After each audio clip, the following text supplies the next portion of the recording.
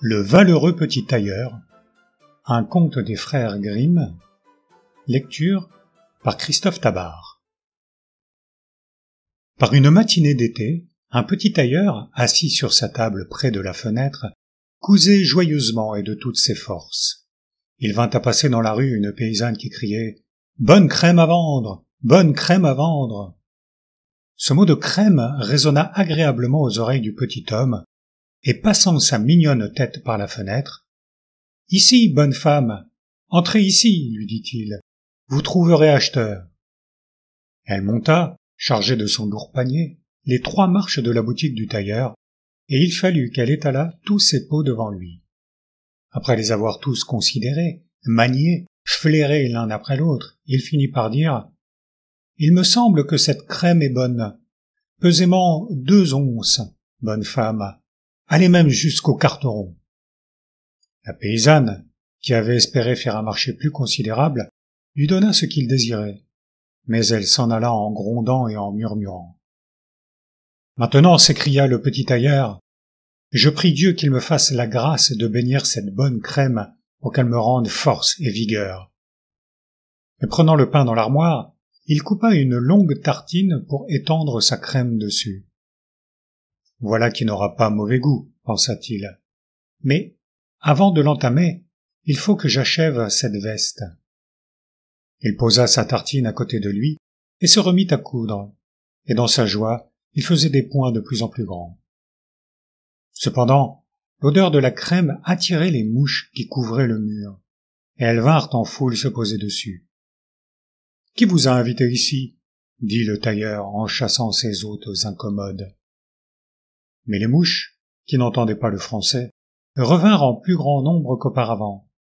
Cette fois, la moutarde lui monta au nez, et, saisissant un lambeau de drap dans son tiroir, « Attendez » s'écria-t-il, « je vais vous en donner. » Et il frappa dessus sans pitié. Ce grand coup porté, il compta les morts. Il n'y en avait pas moins de 7 qui gisaient les pattes étendues. « Peste » se dit-il, étonné lui-même de sa valeur. « Il paraît que je suis un gaillard. Il faut que toute la ville le sache. » Et dans son enthousiasme, il se fit une ceinture et broda dessus en grosses lettres « J'en abats 7 d'un coup. » « Mais la ville ne suffit pas, ajouta-t-il encore. Il faut que le monde tout entier la prenne. » Le cœur lui frétillait de joie dans la poitrine comme la queue d'un petit agneau. Il mit donc sa ceinture et résolut de courir le monde, car sa boutique lui semblait désormais un trop petit théâtre pour sa valeur. Avant de sortir de chez lui, il chercha dans toute la maison s'il n'avait rien à emporter, mais il ne trouva qu'un vieux fromage qu'il mit dans sa poche. Devant sa porte, il y avait un oiseau en cage. Il le mit dans sa poche avec le fromage. Puis il enfila bravement son chemin, et comme il était leste et actif, il marcha sans se fatiguer. Il passa par une montagne au sommet de laquelle était assis un énorme géant qui regardait tranquillement les passants. Le petit tailleur alla droit à lui et lui dit « Bonjour, camarade, te voilà assis, tu regardes le monde à tes pieds ? Pour moi, je me suis mis en route et je cherche les aventures. Veux-tu venir avec moi ?» Le géant lui répondit d'un air de mépris. « Petit drôle, petit avorton. »« Est-il possible ?» s'écria le petit tailleur. Et boutonnant son habit, il montra sa ceinture au géant en lui disant « Lis ceci, tu verras à qui tu as affaire. » Le géant, qui lut 7 d'un coup, s'imagina que c'étaient des hommes que le tailleur avait tués, et conçut un peu plus de respect pour le petit personnage. Cependant, pour l'éprouver, il prit un caillou dans sa main et le pressa si fort que l'eau en suintait. « Maintenant, dit-il, fais comme moi si tu as de la vigueur. »« N'est-ce que cela ?» répondit le tailleur. « C'est un jeu d'enfant dans mon pays. » En fouillant à sa poche, il prit son fromage mou et le serra dans sa main de façon à en faire sortir tout le jus. « Eh bien, ajouta-t-il, voilà qui te vaut bien, ce me semble. » Le géant ne savait que dire et ne comprenait pas qu'un nain pût être si fort. Il prit un autre caillou et le lança si haut que l'œil le voyait à peine, en disant « Allons, petit homme, fais comme moi. » « Bien lancé, dit le tailleur, mais le caillou est retombé. » moi j'en vais lancer un autre qui ne retombera pas. » L'oiseau qui était dans sa poche, il le jeta en l'air.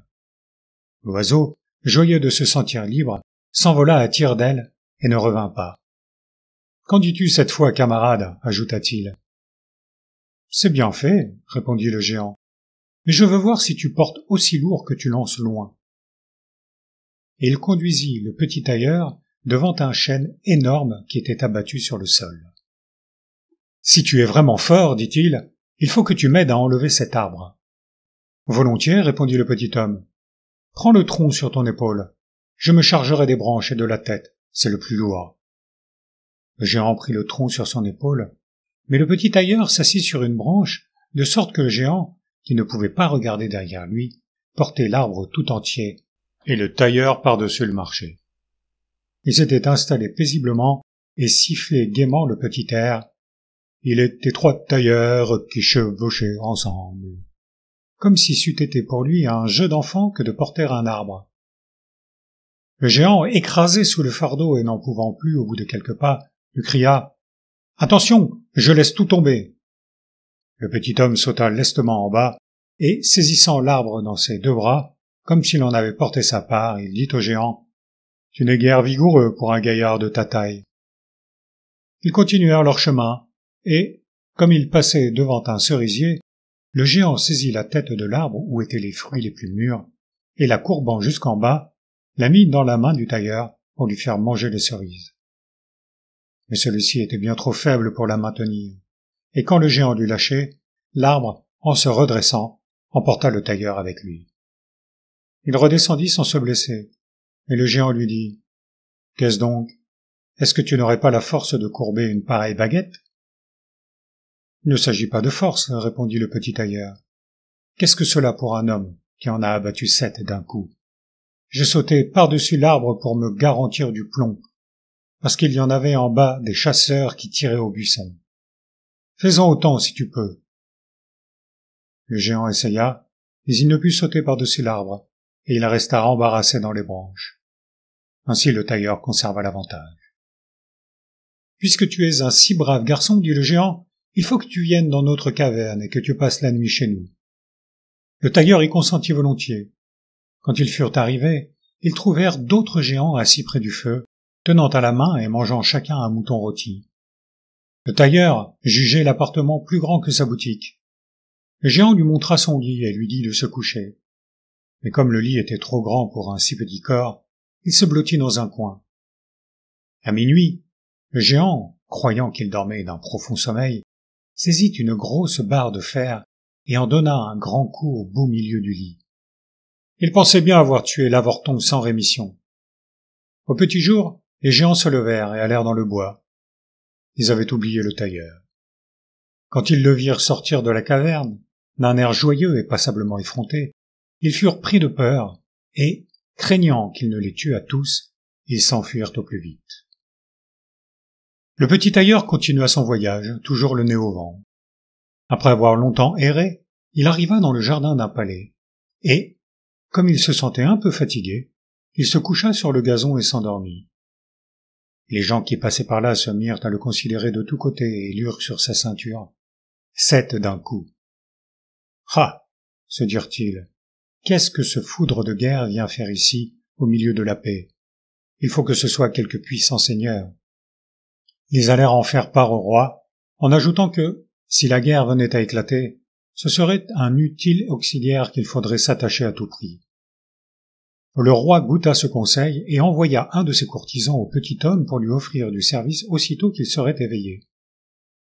L'envoyé resta en sentinelle près du dormeur, et, quand celui-ci eut commencé à ouvrir les yeux et à se tirer les membres, il lui fit ses propositions. « J'étais venu pour cela, » répondit l'autre, « et je suis prêt à entrer au service du roi. » On le reçut avec toutes sortes d'honneurs, et on lui assigna un logement à la cour. Mais les militaires étaient jaloux de lui, et auraient voulu le voir 1000 lieues plus loin. « Qu'est-ce que tout cela deviendra ?» se disaient-ils entre eux. « Si nous avons quelque querelle avec lui, il se jettera sur nous et en abattra 7 à chaque coup. Pas un de nous ne survivra. » Ils se résolurent d'aller trouver le roi et de lui demander tous leur congé. Nous ne pouvons pas, lui dirent-ils, rester auprès d'un homme qui en abat 7 d'un coup. Le roi était bien désolé de voir ainsi tous ses loyaux serviteurs l'abandonner. Il aurait souhaité de n'avoir jamais vu celui qui en était la cause, et s'en serait débarrassé volontiers. Mais il n'osait pas le congédier, de peur que cet homme terrible ne le tuât, ainsi que son peuple, pour s'emparer du trône. Le roi, après y avoir beaucoup songé, trouva un expédient. Il envoya faire au petit tailleur une offre que celui-ci ne pouvait manquer d'accepter en sa qualité de héros. Il y avait dans une forêt du pays 2 géants qui commettaient toutes sortes de brigandages, de meurtres et d'incendies. Personne n'approchait d'eux sans craindre pour ses jours. S'il parvenait à les vaincre et à les mettre à mort, le roi lui donnerait sa fille unique en mariage, avec la moitié du royaume pour dot. On mettait à sa disposition 100 cavaliers pour l'aider au besoin.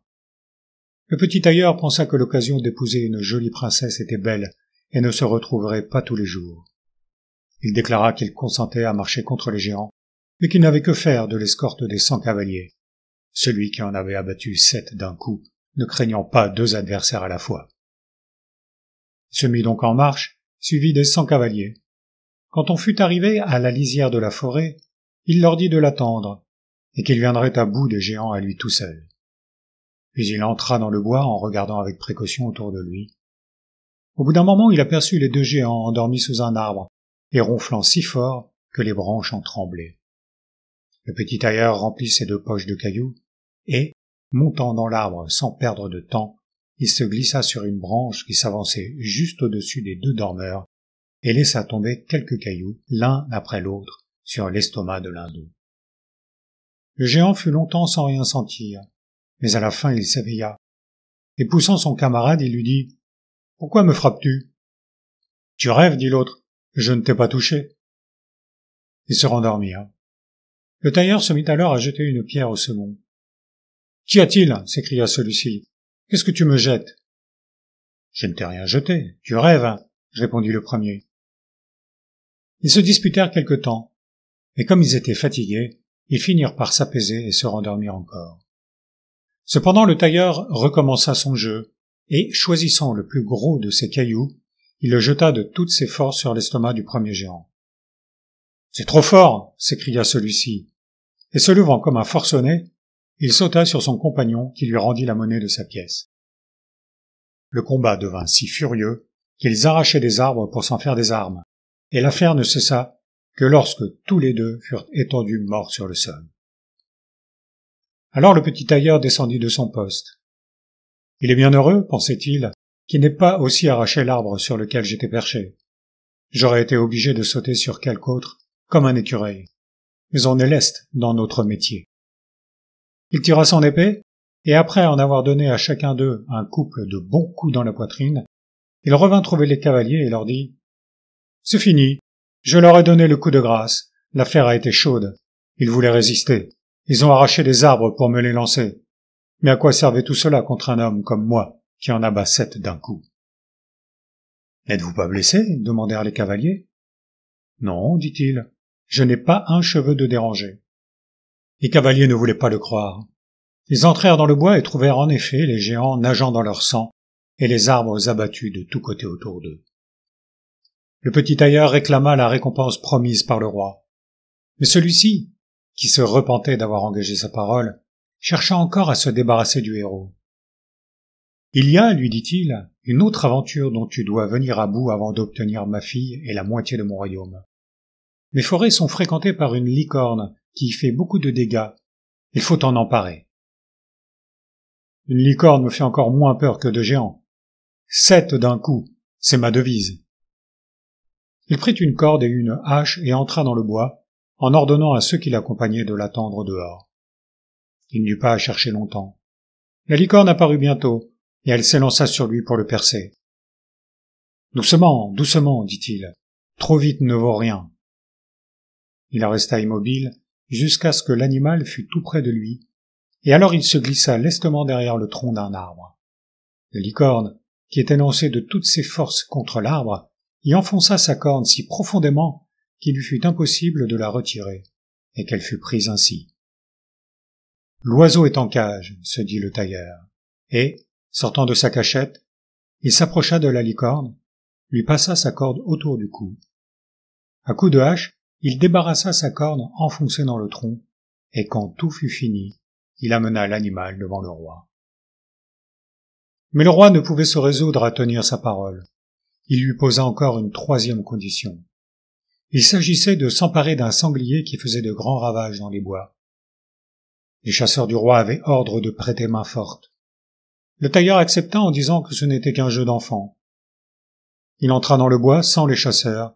Ils n'en furent pas fâchés, car le sanglier les avait déjà reçus maintes fois de telle façon qu'ils n'étaient nullement tentés d'y retourner. Dès que le sanglier eut aperçu le tailleur, il se précipita sur lui, en écumant et en montrant ses défenses aiguës pour le découdre. Mais le léger petit homme se réfugia dans une chapelle qui était là tout près, et en ressortit aussitôt en sautant par la fenêtre. Le sanglier y avait pénétré derrière lui, mais en 2 bonds, le tailleur revint à la porte et la ferma, de sorte que la bête furieuse se trouva prise, car elle était trop lourde et trop massive pour s'enfuir par le même chemin. Après cet exploit, il appela les chasseurs pour qu'ils vissent le prisonnier de leurs propres yeux, et il se présenta au roi, auquel force fut cette fois de s'exécuter, malgré lui, et de lui donner sa fille et la moitié de son royaume. Il eut eu bien du mal encore à se décider, s'il avait su que son gendre n'était pas un grand guerrier, mais un petit manieur d'aiguilles. Les noces furent célébrées avec beaucoup de magnificence et peu de joie, et d'un tailleur, on fit un roi. Quelque temps après, la jeune reine entendit la nuit son mari qui disait en rêvant « Allons, garçon, termine cette veste et ravaude cette culotte, ou sinon je te donne de l'aune sur les oreilles. » Elle comprit ainsi dans quelle arrière-boutique le jeune homme avait été élevé, et le lendemain, elle alla se plaindre à son père, le priant de la délivrer d'un mari qui n'était qu'un misérable tailleur. Le roi lui dit pour la consoler « La nuit prochaine, laisse ta chambre ouverte, mes serviteurs se tiendront à la porte, et quand il sera rendormi, ils entreront et le porteront chargé de chaînes sur un navire qui l'emmènera bien loin. » La jeune femme était charmée, mais l'écuyer du roi, qui avait tout entendu et qui aimait le nouveau prince, alla lui découvrir le complot. « J'y mettrai bon ordre, lui dit le tailleur. » Le soir, il se coucha comme à l'ordinaire, et quand sa femme le crut bien endormi, elle alla ouvrir la porte et se recoucha à ses côtés. Mais le petit homme, qui faisait semblant de dormir, se mit à crier à haute voix « Allons, garçon, termine cette veste et ravaude cette culotte, ou sinon je te donne de l'aune sur les oreilles. J'en ai abattu 7 d'un coup, et j'ai tué 2 géants, chassé une licorne, pris un sanglier. Aurais-je donc peur des gens qui sont blottis à ma porte ?» En entendant ces derniers mots, ils furent tous pris d'une telle épouvante qu'ils s'enfuirent comme s'ils avaient eu le diable à leur trousse, et que jamais personne n'osa plus se risquer contre lui. Et de cette manière, il conserva toute sa vie la couronne.